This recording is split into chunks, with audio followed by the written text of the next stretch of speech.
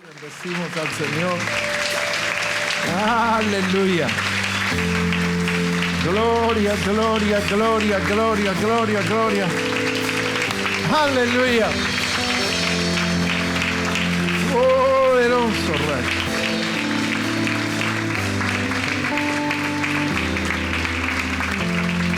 Santo Señor. Gracias, poderoso Dios.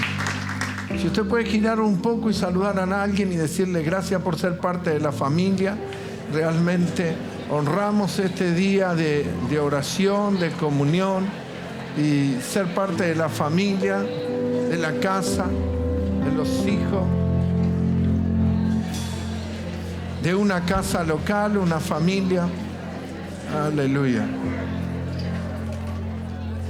Precioso Señor.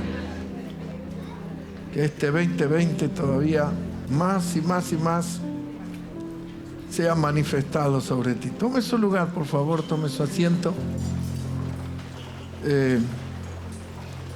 Tal vez sea un poco extenso. Me pica todo con esto de la paja que está acá.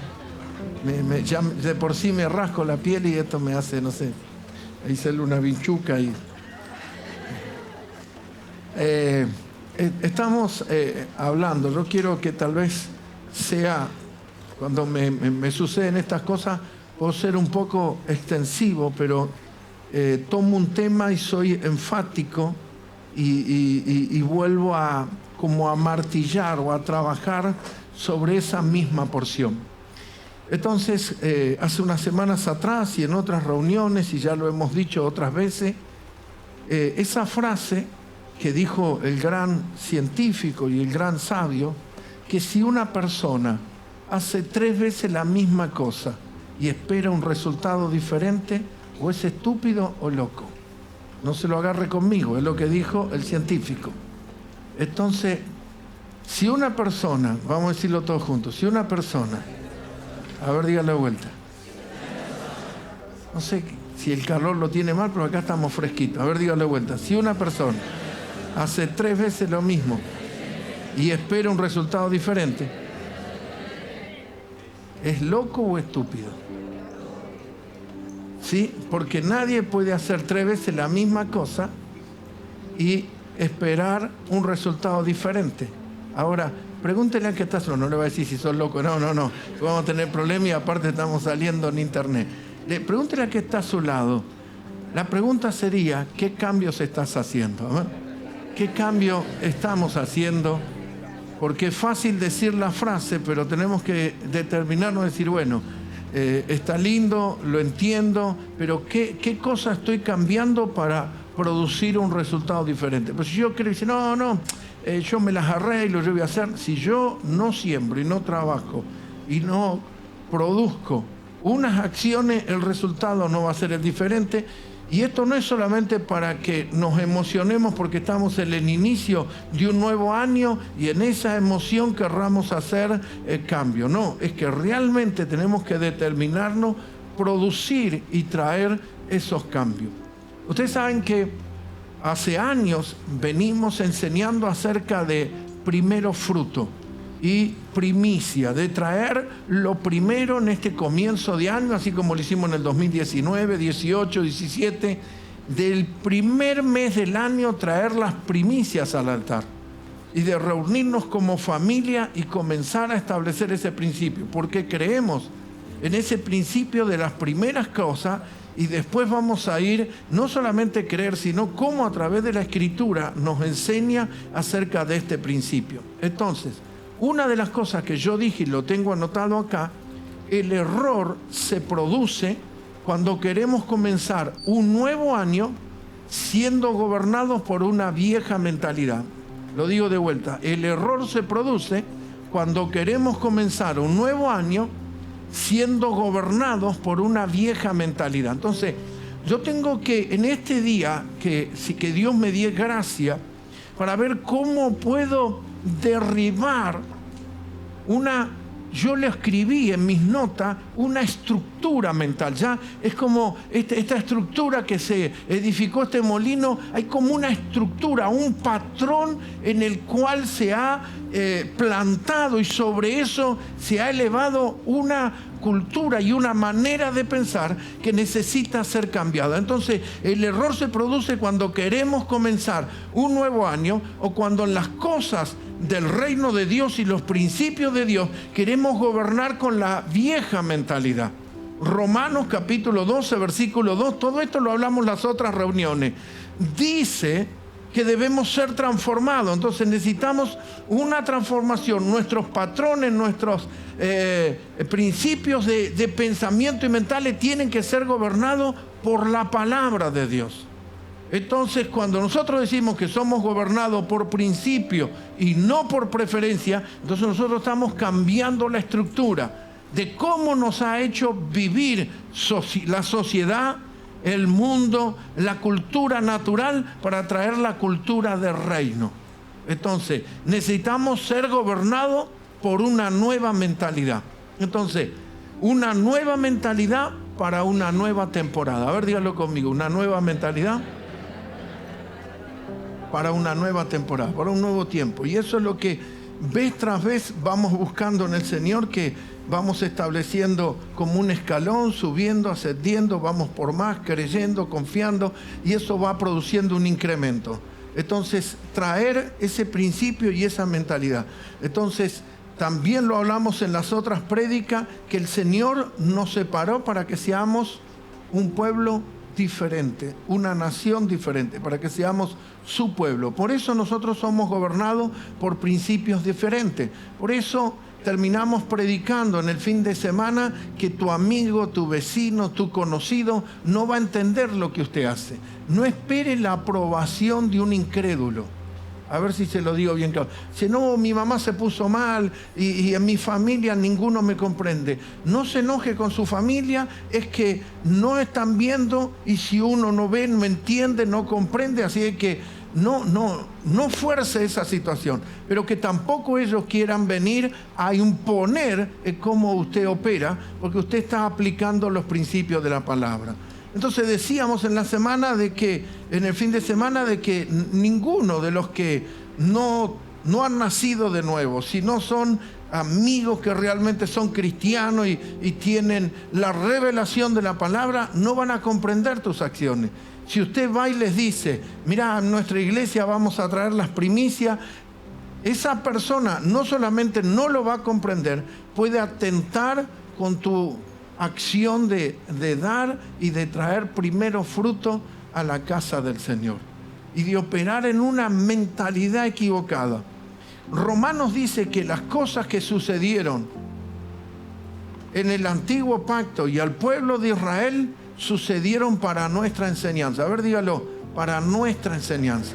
Entonces, yo hoy quiero introducir un poco, no contarle la historia, no traerle el relato, sino cómo hay una estructura de un patrón mental y cómo hoy ese patrón mental o esa estructura, esa forma de pensar, hoy persiste, hoy todavía está establecida. Así que la idea no es venir y contar una historia, sino establecer bien claro y cómo nosotros podemos derribar ese patrón mental. Si yo sigo gobernado por ese patrón mental, entonces yo puedo ser un asistente de una iglesia, participar en reuniones de iglesia, levantar una mano y decir gloria a Dios, pero no me gobierna la palabra ni cómo operan los principios de esa palabra sobre mi vida. Entonces, ¿qué me gobierna? Me gobierna mi parecer, lo que yo creo, me enseñaron, me parece, entiendo, me conviene o no me conviene. Y todo eso tiene que ser quitada, esa estructura. Estuvimos recordando los versículos de Éxodo capítulo 4, Israel es mi primogénito. Cuando Dios dice que Israel es su pueblo, es su primicia, es su primogénito. Así que nosotros somos el Israel espiritual y nosotros somos los primogénitos de Dios. Toque el hombro a la persona que está delante suyo y dígale, Dios demanda el derecho sobre tu vida. Dios demanda, Dios nos está diciendo, yo soy el dueño. Ahora, como es un Dios de amor, no es un Dios que somete, y como nos dio algo que se llama libertad o libre decisión, libre albedrío, usted decide sujetarse, obedecer, creer, confiar o seguir moviéndose en otro sistema. Pero Dios reclama el derecho. Si usted y yo nos hemos rendido a Él, y si fuimos comprados, después leímos los versículos en el cual fuimos comprados, fuimos adquiridos a precio de sangre, el Señor nos compró. Entonces, si todo eso tomó lugar, el Señor tiene derecho pleno y total sobre nuestras vidas. Pero Él nunca va a imponer su derecho, usted se lo debe rendir. Y debe rendir a que Él gobierne, señoree y tome el lugar sobre nuestras vidas. Entonces Dios declama el derecho sobre el primogénito. Vayamos al libro de Éxodo capítulo 14, donde nos habla, esto es lo que vamos estableciendo en el día de hoy, de cómo Israel actuó y cómo, estábamos diciendo, este patrón de pensamiento tomó lugar. Éxodo capítulo 14, versículo 10, dice: y cuando Faraón se hubo acercado, estamos viendo que Israel es liberada de Egipto, está camino a su libertad, pero en el camino Faraón los viene a atacar. Y dice: y cuando Faraón se hubo acercado, los hijos de Israel alzaron sus ojos, y aquí que los egipcios venían tras ellos, por lo que los hijos de Israel temieron en gran manera. Entonces, esto toma lugar siempre que usted mire al mundo, las consecuencias, el diablo, el gobierno del miedo va a querer apoderarse de tu vida. ¿Sí? Y hablábamos en los otros días que el temor paraliza, bloquea y es contrario a la fe. Entonces ellos temieron en gran manera y clamaron a Jehová. El versículo 11 dice: y dijeron a Moisés, no había sepulcros en Egipto, como diciendo, no hay tumbas allá, no hay cementerio, que nos ha sacado para que muramos en el desierto. Ya tienen un pensamiento de destrucción y muerte. Cuando gobierna esa mentalidad, la idea de que de aquí nos vamos todo a la ruina empieza a tomar lugar. Dijeron, no había sepulcros en Egipto que nos has traído y para que muramos en el desierto. ¿Por qué has hecho así con nosotros, que nos has sacado de Egipto? El versículo 12 dice, ¿no es esto lo que te hablamos en Egipto? ¿Qué le hablaron en Egipto? Déjanos servir a los egipcios. ¿Qué le hablaron en Egipto? Déjanos servir a los egipcios. A ver, repítalo conmigo. Déjanos servir a los egipcios. Esta es la estructura que hoy ruego a Dios me dé capacidad, me dé gracia, me dé unción de poder ir quebrando las bases y que se produzca un colapso de este patrón mental. Porque esto no fue la historia de ellos. Esta es la cultura que dice, prefiero estar esclavo pero tranquilo acá y no quiero ningún cambio, no quiero nada, déjame como estoy. No es esto lo que te hablamos, ya se lo habían dicho y se lo vuelven a repetir, diciendo, déjanos servir a los egipcios. Y mire lo que siguen diciendo, porque yo lo corté. Porque mejor nos fuera servir a los egipcios que morir nosotros en el desierto. Hay una mente que todavía cree que hay cosas buenas afuera, que Egipto tiene cosas que a usted le falta o que usted necesita. Hay personas que dicen, no, doy una vuelta por Egipto, miro las pirámides y vuelvo. No hay nada en Egipto para nosotros. Pero esta estructura de decir, déjanos servir, no quieren hacer el esfuerzo para el cambio, la transición y transformación. Dijimos que no podemos comenzar un nuevo proceso gobernado por una vieja mentalidad. No podemos ingresar a un nuevo tiempo gobernado por una mentalidad y una estructura, un patrón mental. Aquí ellos dicen esta palabra, queremos servir a los egipcios, porque mejor no fuera servir a los egipcios que morir.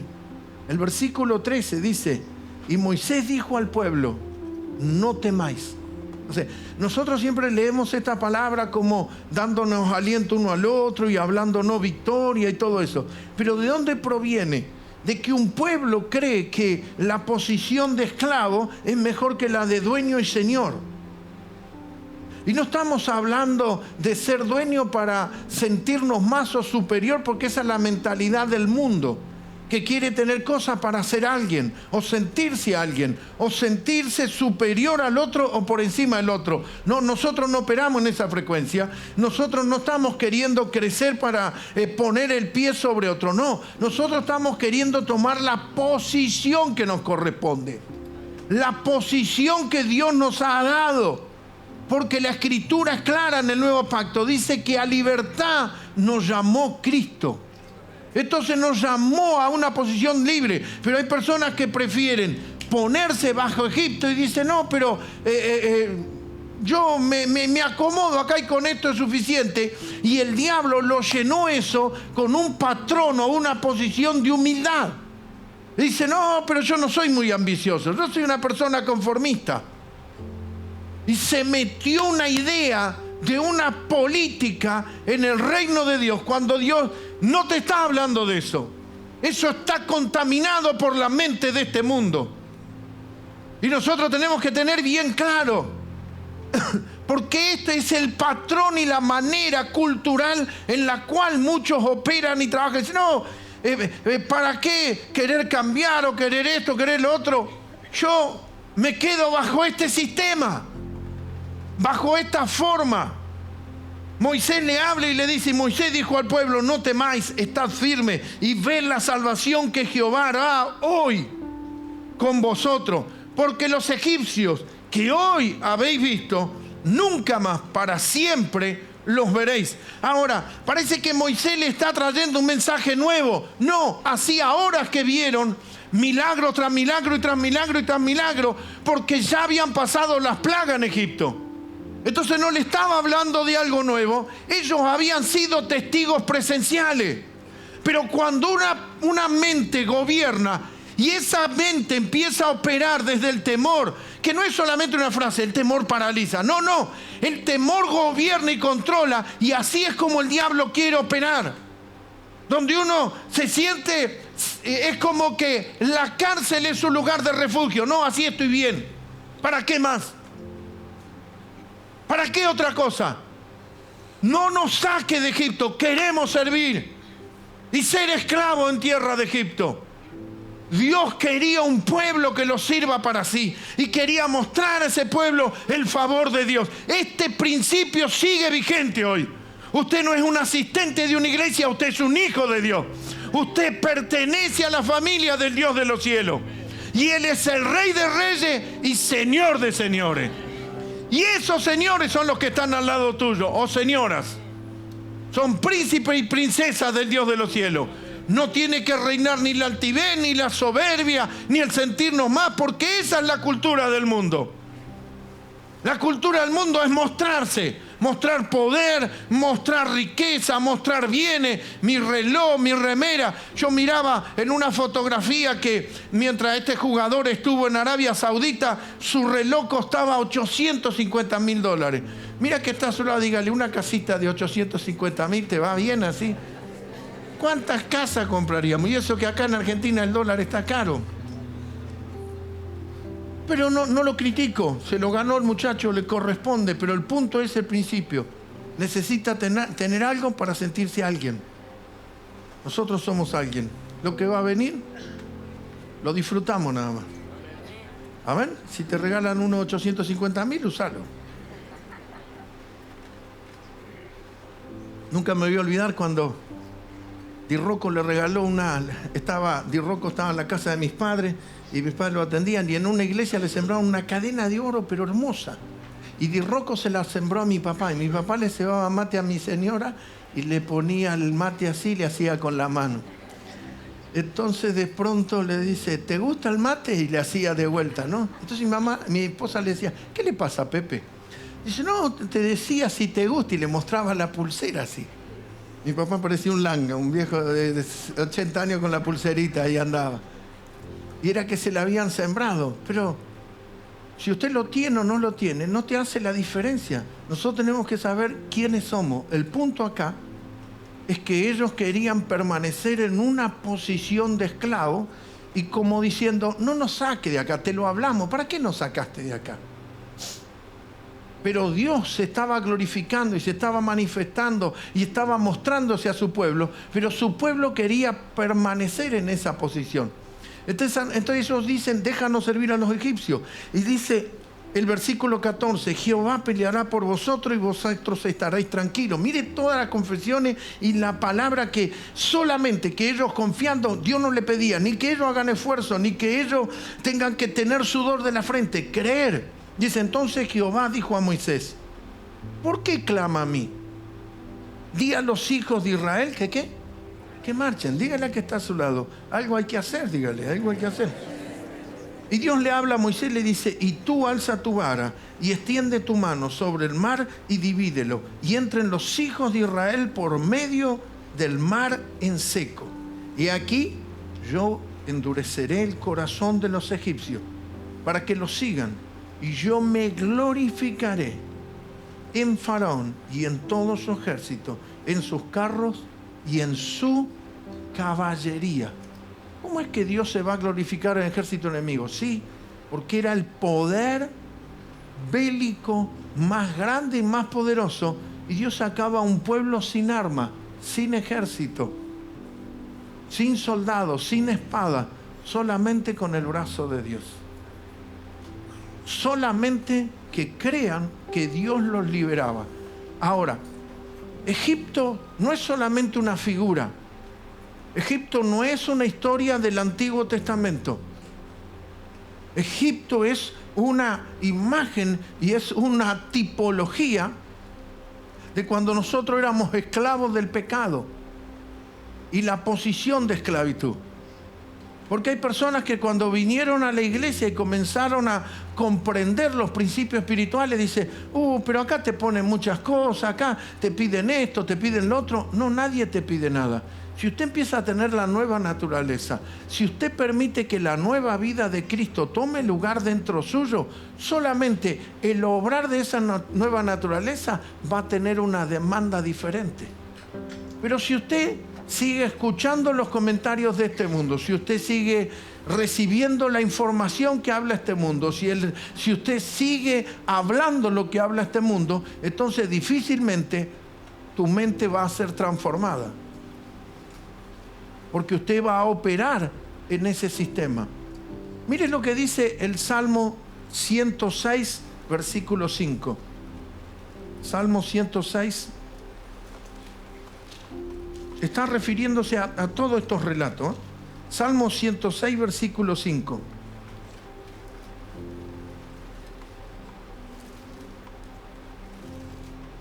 Dice así, para que yo vea el bien de tus escogidos, para que me goce en la alegría de tu nación y me gloríe en tu heredad. Cuando yo decido creer y obedecer a Dios y afecto a mi esposa, mi familia, mis hijos genéticos, estoy haciendo esto para que Dios se alegre en nosotros como hijos de Dios y Dios se gloríe en nosotros que somos su heredad, su posesión, su primogenitura. Mire lo que dice el versículo 7. Fíjese que primero habla de gloriarse y todo, pero ahora comienzan a hablar del pueblo, ellos mismos. Dice, nuestros padres en Egipto no entendieron ¿qué? Está confesando y está produciendo una redención porque confiesa que los antiguos, los que nos precedieron y los que estaban anterior a nosotros, no entendieron tus maravillas, no comprendieron. Entonces, una persona puede estar en un lugar, puede hacer unas cosas, pero no quiere decir que comprenda, la mente está cautivada. Dice, no se acordaron de la muchedumbre de tus misericordias. Ese pueblo que levanta la vista y ve al enemigo y ve el poder enemigo, Ahí estaba en juego la vida. No estaba en juego una ofrenda, no estaba en juego una tarea para la iglesia, no estaba en juego, bueno, voy a ir a servir en la limpieza. No. Porque hay gente que enseguida por pequeñas cosas, aquí estaba en juego la vida de miles y miles y miles, millones de personas que estaban allí y que veían que ahí la destrucción venía.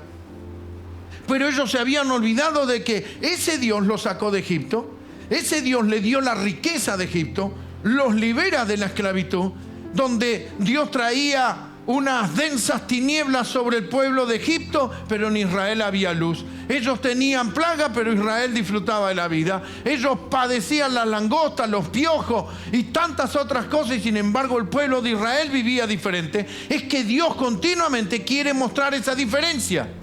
Y dice, nuestros padres en Egipto no entendieron tus maravillas, no se acordaron de las muchedumbres de tus misericordias, sino que se rebelaron junto al Mar Rojo.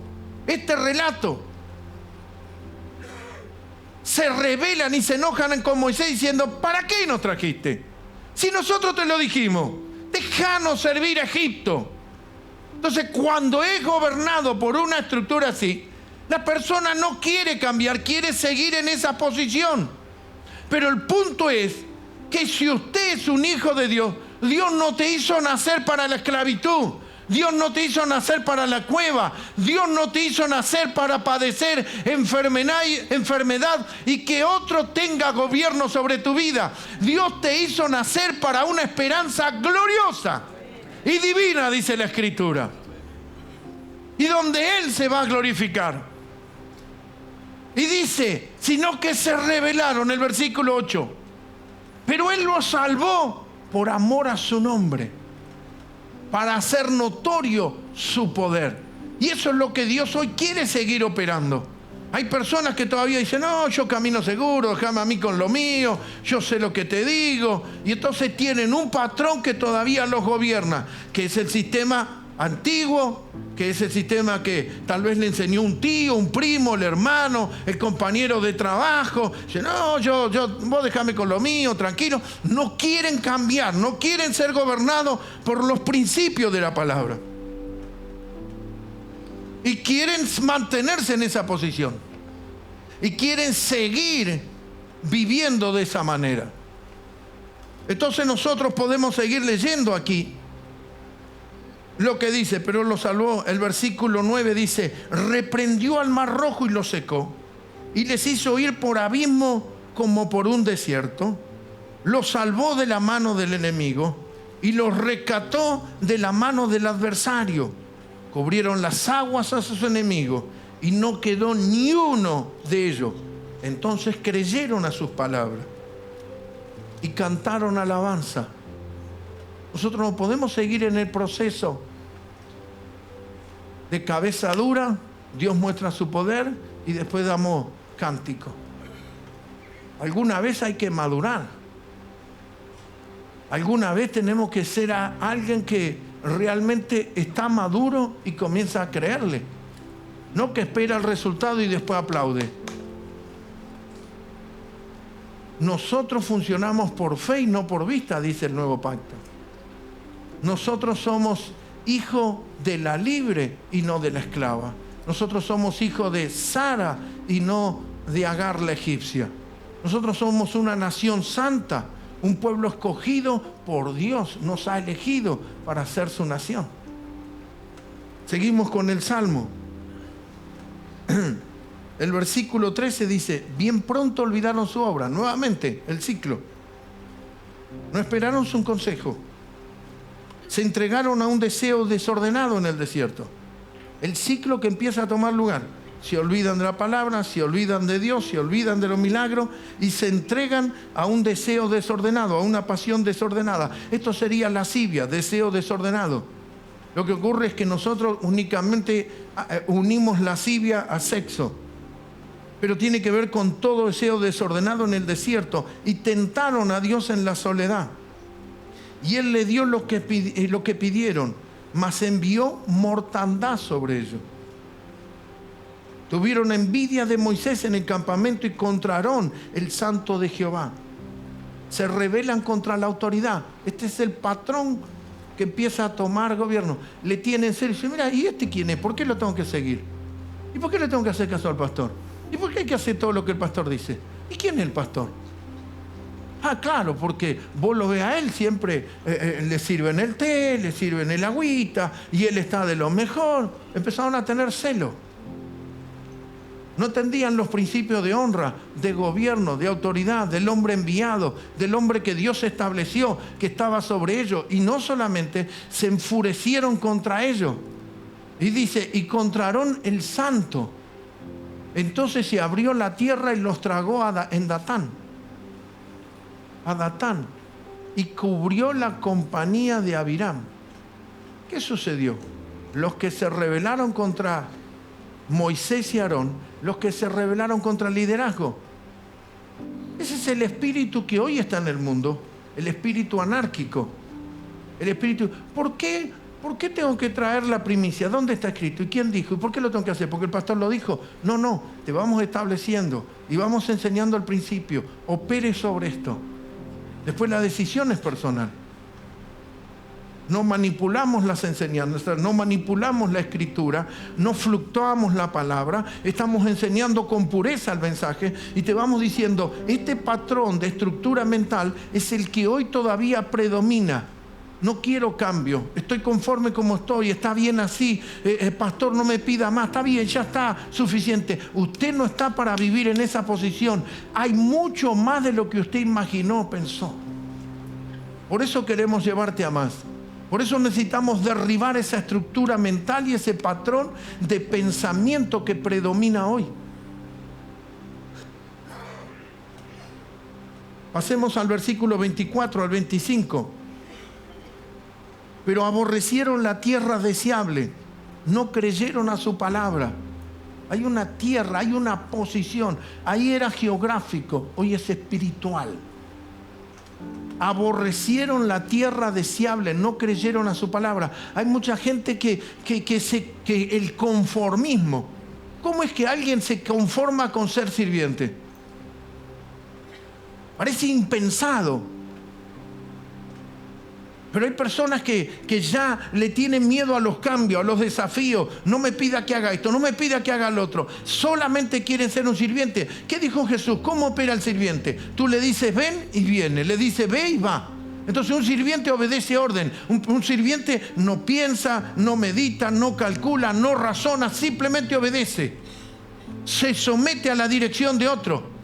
Cuando usted es hijo, usted está para la administración de los bienes del Padre. Y usted puede disfrutar de esos bienes que el Padre tiene para usted. ¿Por qué nosotros vamos a vivir en una posición de esclavitud cuando nosotros somos herederos?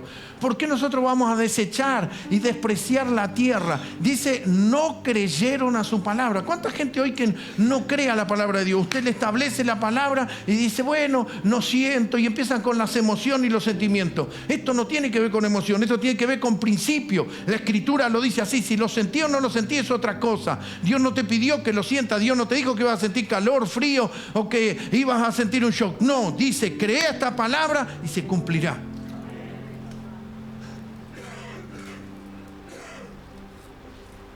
El versículo 25 dice, antes murmuraron en sus tiendas y no oyeron a la voz de Dios, de Jehová. Malaquías lo dice nuevamente, hablaron mal contra mí. Es común que las personas digan una cosa, pero en la realidad hay otra. Dicen, no, yo a Dios, no, Dios, yo creo en Dios, yo creo en Él. Pero cuando tienen que dar el paso, empiezan a murmurar. Y sí, pero yo la verdad no veo cambio. Yo veo que tengo años en la iglesia y otros cuentan testimonios, pero yo la veo pasar y nunca me sucede nada. Empiezan a tener un patrón de pensamiento y empiezan a murmurar contra Dios. Entonces nosotros tenemos que ver que esta estructura hoy en día, este pensamiento, déjanos servir a Egipto, es un pensamiento predominante hoy en día. Y si nosotros tomamos otros relatos bíblicos que yo tengo aquí escritos, donde El pueblo de Israel quería volver a Egipto, quería volver al otro sistema. Mire lo que dice, Éxodo capítulo 11, versículo 4.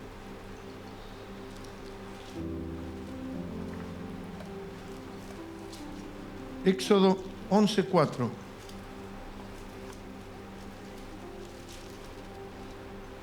Dice así.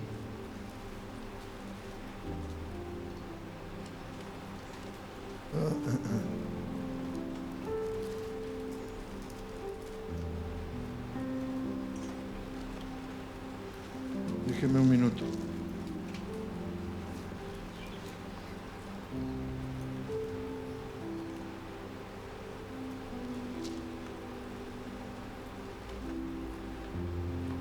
Me confundió. Éxodo.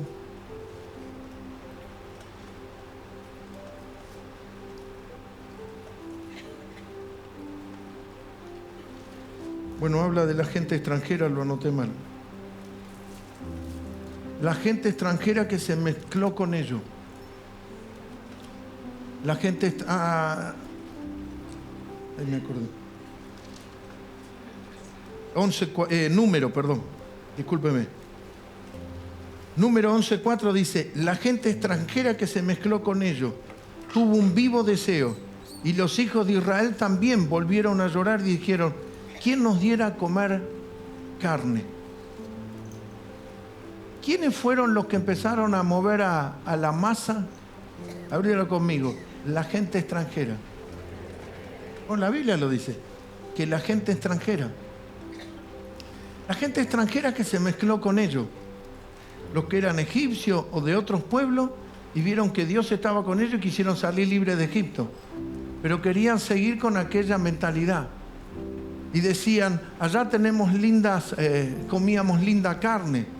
Y comíamos verdura y comíamos cosas ricas y acá comemos maná todo el día. No estaban entendiendo que estaban pasando un proceso hacia una tierra prometida. No estaban comprendiendo que iban de camino hacia una bendición poderosa. Yo veo que mi vecino todavía le está mejor que yo. Hay patrones, pensamientos que todavía están gobernando. La gente extranjera. Y hay muchos que están mezclados con gente extranjera. Hay muchos que se relacionan con personas y gente extranjera. En Juan 10:10, el Señor Jesús comienza a decir, yo he venido para que tengan vida. ¿Y vida cómo? ¿Para qué vino Cristo? A darnos vida. Cuando la Biblia dice que nosotros estábamos muertos en delitos y pecados, ya la muerte tenía lugar. Ya la esclavitud bajo el pecado tenía gobierno sobre nuestra vida. Y nuestra vida ya era una vida de muerto. Pero ahora vino Cristo a darnos vida. ¿Cómo nosotros todavía somos gobernados por esa estructura mental de decir, pero no quiero cambiar, quiero quedarme en esto, quiero seguir conforme, quiero dejarme en esta posición? Y uno le dice, no, vos sos un hijo de Dios, vos estás para otro lugar. Cuando Jesús declaró, esa declaración no es una declaración así a la ligera, es que esa vida tomó lugar en tu vida. Y cuando vos estabas muerto en delito pecado, Él vino a darnos vida. Y esa vida que hoy tenés no es la vida biológica del cuerpo, sino que es la vida gloriosa de los hijos de Dios. Y Él vino a darnos vida. Él vino a darnos vida cuando nosotros estábamos muertos. Hay personas que continuamente tienen una mentalidad de supervivencia. ¿Cuál es la matriz de esa o la naturaleza de esa mentalidad de supervivencia? De orfandad. El huérfano piensa siempre supervivencia. Comemos esto y bueno, mañana no sé qué hacemos. Y cada cosa la ve como la última. Como esto y por ahí después nos morimos y no hay otro. Entonces, creemos la mente cuando está en una cultura de supervivencia, cree que eso es lo único. Y cree que si yo no lo agarro, otro me lo va a sacar y yo voy a salir perjudicado. Entonces estoy todo el tiempo queriendo ganarle a alguien para que no me saque lo mío, porque si me saca lo mío yo me muero. La mentalidad de un huérfano. Cuando la mentalidad de un hijo es: yo soy tu proveedor, yo soy tu Dios, yo soy el que te sustento. Entonces, cuando esa mentalidad empieza a tomar lugar, se produce la desesperación de agarrar lo que se pueda, cuando pueda y de la manera que pueda. Yo puse una pregunta aquí en las notas que tengo escrito. Leí que en este velorio que hubo de aquel general del ejército de Irán, Soleimán, hubo una estampida, había una multitud de hombres llevando en un camión, llevaban el cuerpo, el féretro, y sucede que ocurrió una estampida, dice que hubo muertos, gente herida. No sé si alguna vez usted estuvo cuando se produce una corrida de personas. Yo he estado en ambientes donde había mucha multitud varias veces y donde usted empieza a escuchar cuando la gente empieza a correr, usted escucha los pasos, todo se empieza a sacudir de una manera tremenda. Nunca me voy a olvidar una vez, estábamos en la cancha de Ferrocarril Oeste y jugaba Independiente contra Vélez y Vélez utilizaba la cancha de Ferrocarril Oeste y nosotros empezamos a bajar de la tribuna. Ya había mucho disturbio, los dos eran los equipos principales del torneo y había una posibilidad que el que ganara se quedara casi como puntero y posiblemente campeón. Entonces nosotros empezamos a bajar, pero empezamos a escuchar. ¿Cómo se produce una estampida? ¿Qué es lo que gobierna en una estampida? El sálvese quien pueda. La gente empieza a correr, empieza a escuchar un ruido y un ruido y un ruido. Entonces nosotros estábamos bajando y estábamos ya saliendo por los pasillos. Cuando se escuchó esa estampida, automáticamente nos dimos vuelta y empezamos a subir la tribuna, eran tablones de madera. Y empezamos a subir y gente atrás nuestro corría. Nunca supimos por qué fue la corrida. Los autos de policía corrían y salían. Era la época militar donde se golpeaban las personas y no se rendía cuenta. Así de que era una cosa que si veíamos los militares nos quedábamos duros. Y empezamos a correr, no solamente esa vez, otras veces en otros lugares. Recuerdo estar en plena Avenida de Mayo cuando de pronto Argentina salió campeón juvenil de Japón y venía el micro y personas, el micro pasaba entre la multitud y las personas empezaron a correrse y la gente se caía. Una cosa tremenda, y usted ve que al que está caído en el piso, las personas lo pisan. Porque empieza a predominar el sálvese quien pueda. Yo no sé si usted ha trabajado y ha tenido trabajos que tuvieron que ver con subir a un servicio público en Capital Federal. Me acuerdo la primera vez que yo no conocía nada y vi que una persona estaba parada así, yo me paré al lado de ella, yo no sabía nada, era jovencito, eran mis primeros días de trabajo, pero aquel que está continuamente frecuente en el trabajo y sabe, ya conoce hasta los pasajeros. Me acuerdo que cuando subía al colectivo ya sabía quién no se bajaba, quién se bajaba, pero los otros 50 también lo saben, entonces todos empiezan a empujar, a decir, no me saque de acá, que en 2 paradas se baja, porque los demás suben y no se bajan nunca. Pero ese había que ser. Me acuerdo una vez que yo ya había tirado el baúl así, una señora, iba a decir una vieja así.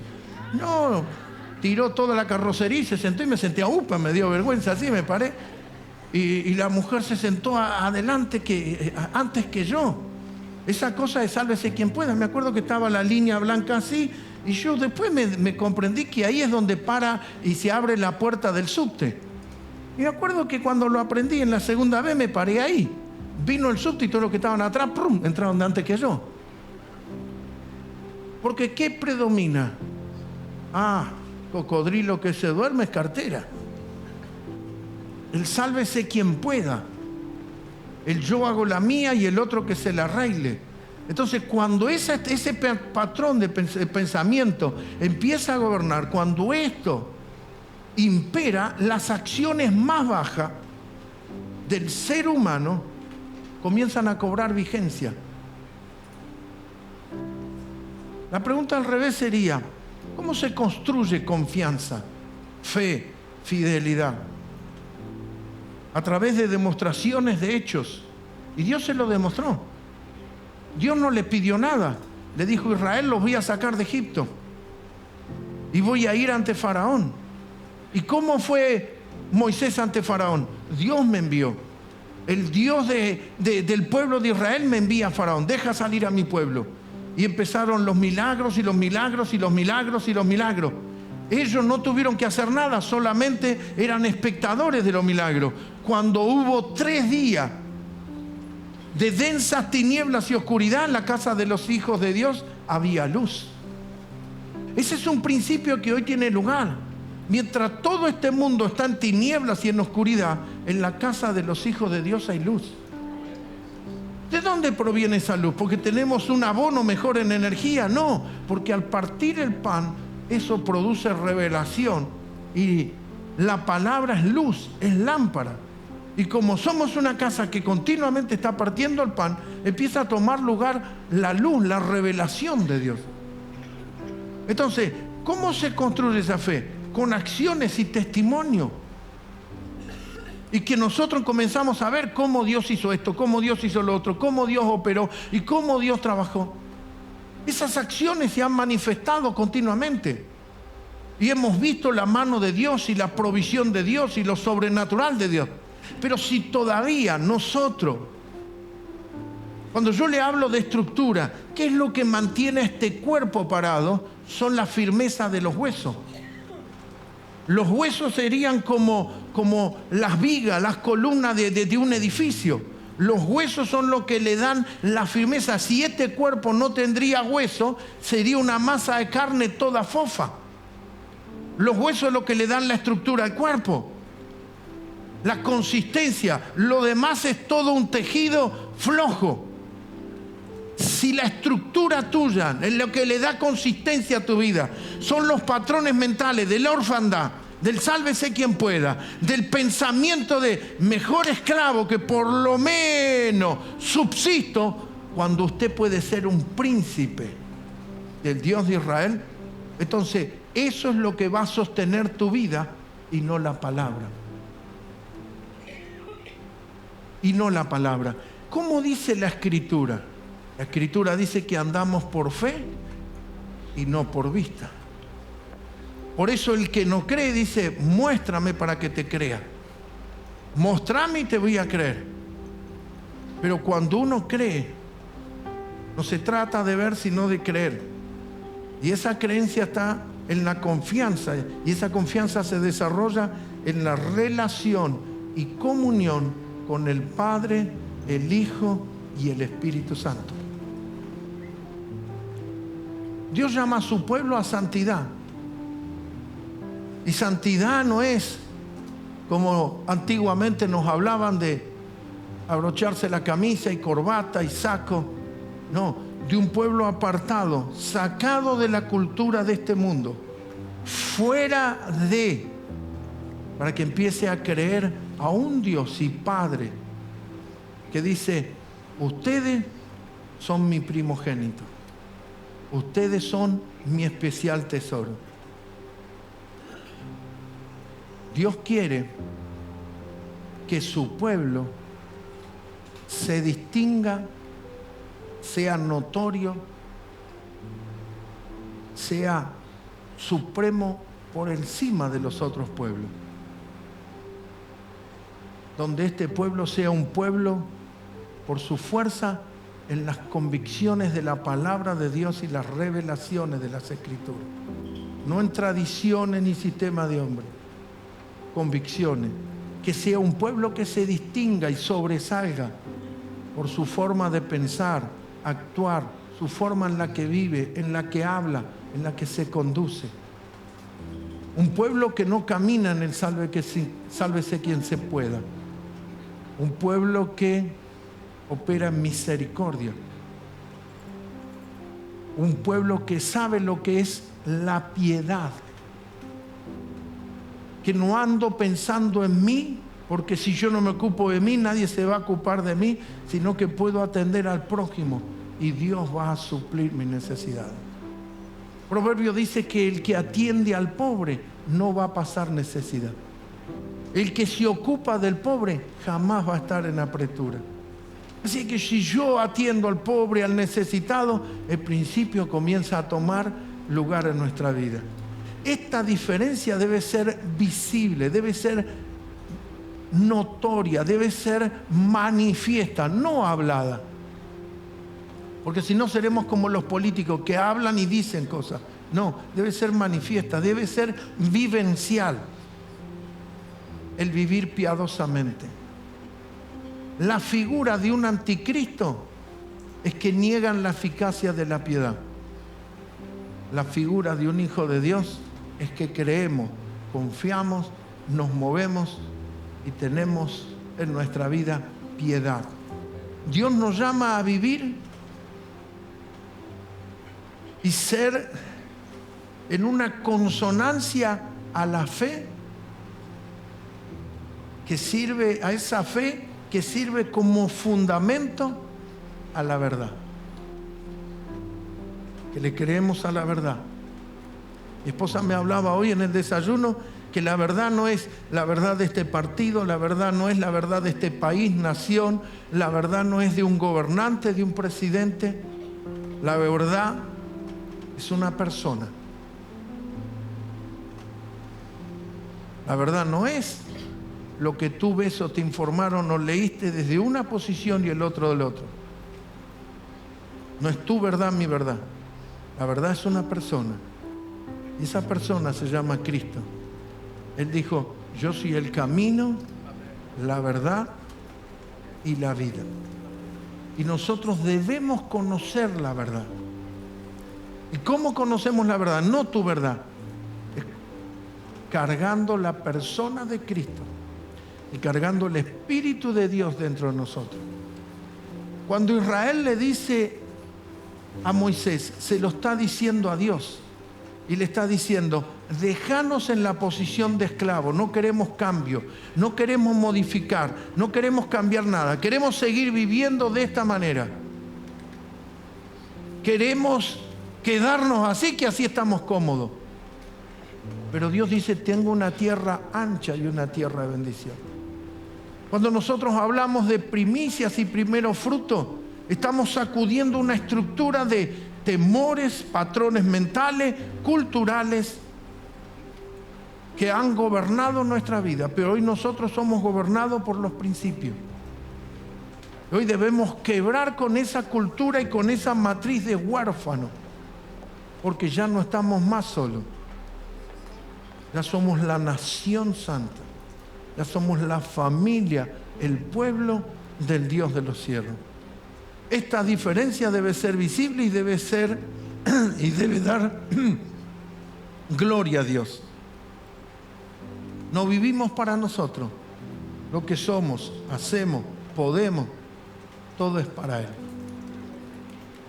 Y nuestra vida ha sido entregada o rendida a Él. No solamente lo hicimos el Señor de nuestra vida, y Él nos compró, Él cumplió y nos redimió. Y si usted quiere vivir esta vida gloriosa, no hay doble comando. Lo que me gusta sí, lo que no me gusta no. Lo que me conviene sí, cuando puedo, quiero, no. Esto es, Señor, sé mi Señor. Sé mi Señor. Sé mi Dios. Dios le dijo a Israel, yo seré tu padre, ustedes serán mis hijos. Yo seré su Dios, ustedes serán mi pueblo. Dios quería mostrar su pueblo por encima del resto de las naciones. No está detrás de que yo tenga auto, casa. Por supuesto que hay provisión. Dios está para mostrar, decir, estos son los hijos que yo sostengo, mantengo y elevo, porque operan en los principios del reino y no en los principios del sálvese quien pueda. O yo hago la mía, o lo que más me conviene, o lo que es mejor para mí y para mi familia. No, yo vivo una vida piadosa, donde la piedad toma lugar. Y como dice la Escritura, no niego la eficacia de la piedad, ni la ganancia que produce la piedad, sino que nos movemos en los principios eternos de Dios. Traer primero fruto no es un nuevo invento. Traer primero fruto es que la bendición repose sobre tu vida y tu casa. Traer primero fruto es que esa bendición sea establecida. Y usted y la descendencia que viene después de usted caminen bajo esa bendición de operar en primero fruto. Donde le decimos a Dios, confiamos en ti. Y no estamos confiando en los recursos temporales, momentáneos o las riquezas injustas, sino confiamos en el Dios Todopoderoso, el Dios que suple todas nuestras necesidades.